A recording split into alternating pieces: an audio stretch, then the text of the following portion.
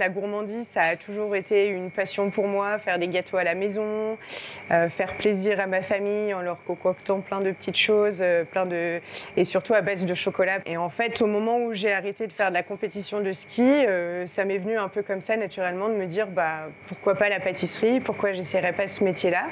J'ai fait un stage en entreprise pendant les vacances de la Toussaint en pâtisserie et je me suis dit allez bingo, je vais faire ça. J'ai commencé par un CAP pâtissier que j'ai fait en 1 an puisque j'étais déjà titulaire d'un baccalauréat général. Ensuite, j'ai complété par une mention complémentaire dessert à l'assiette en pâtisserie. Et après, en chocolaterie où j'ai fait un CAP chocolatier et ensuite un brevet technique des métiers qui est l'équivalent du bac pro. Donc en tout, 4 diplômes, 5 ans de formation en alternance. J'ai travaillé dans 2 entreprises différentes. Et ensuite, ça a été pareil, une suite logique parce que m'installer, ça a toujours été mon souhait depuis le départ. Et en fait, c'est une opportunité.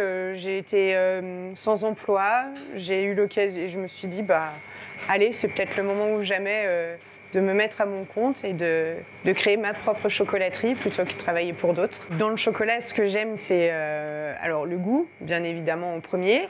Et après, c'est une matière première où on peut tout faire avec, parce que c'est une matière qui est quand même très technique et très, comment dire, pas subtile, mais aide-moi à trouver le mot. Noble. Le chocolat, très noble, mais je sais pas comment dire. Non, justement, c'est pointilleux, c'est un peu capricieuse, oui. Mais une fois qu'on a compris comment bien le travailler, on est libre de pouvoir tout faire avec. Alors dans notre atelier, notre machine la plus importante, c'est notre enrobeuse à chocolat. Donc c'est la machine que vous avez jusqu'ici, qui en fait nous tempère le chocolat. Parce que quand on travaille le chocolat, on doit lui faire suivre une courbe de température. Il doit être chauffé autour des 55 degrés, redescendu ensuite à 28-29 et ensuite travaillé à 30 degrés.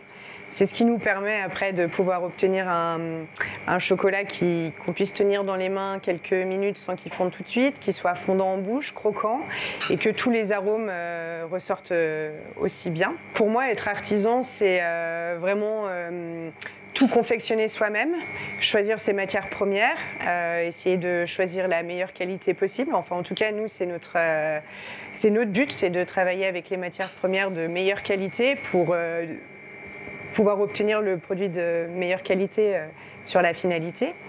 Donc voilà, oui, artisan, c'est créer soi-même et du début jusqu'à la fin.